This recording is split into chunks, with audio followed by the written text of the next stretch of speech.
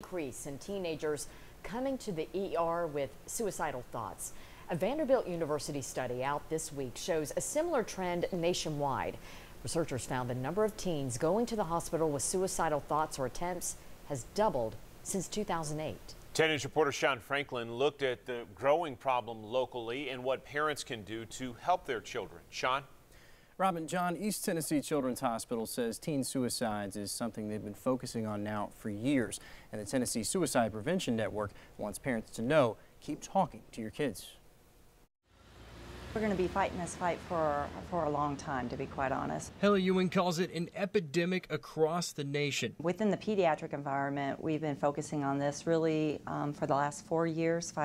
The chief nursing officer at East Tennessee Children's Hospital says the number of children arriving at the ER who have thought about harming themselves has nearly doubled from about 300 in 2012 to more than 600 in 2017. The majority of those are suicidal ideation and suicidal attempts.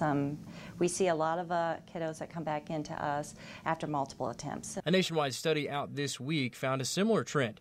Vanderbilt University researchers say since 2008, teens hospitalized for suicidal thoughts or attempts has doubled across the nation. Researchers identified nearly 116,000 cases at 31 hospitals. Just over half of those cases were children ages 15 to 17. The study found common reasons included school stress and social media. These are so many families that are affected, and it's not just numbers. Amy Jelinke focuses on East Tennessee for the Tennessee Suicide Prevention Network. She says parents need to develop a relationship with their children. I don't think we can ever ask too much. I think that it's very hard to come out and say, hey, I'm having thoughts of suicide.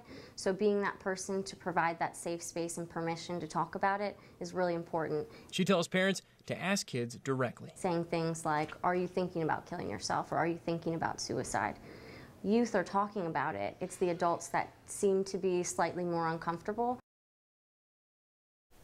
Ewing says organizations like hers who help teens are coming together more to combat the growing suicide numbers. Back to you guys. All right, Sean, thank you. And if you are worried about your child and suicidal thoughts, we do have a warning signs that you can look out for. You can find that information on our website. We also have a number for Helen Ross McNabb's Behavioral Health Mobile Crisis Hotline. It is available 24 hours a day.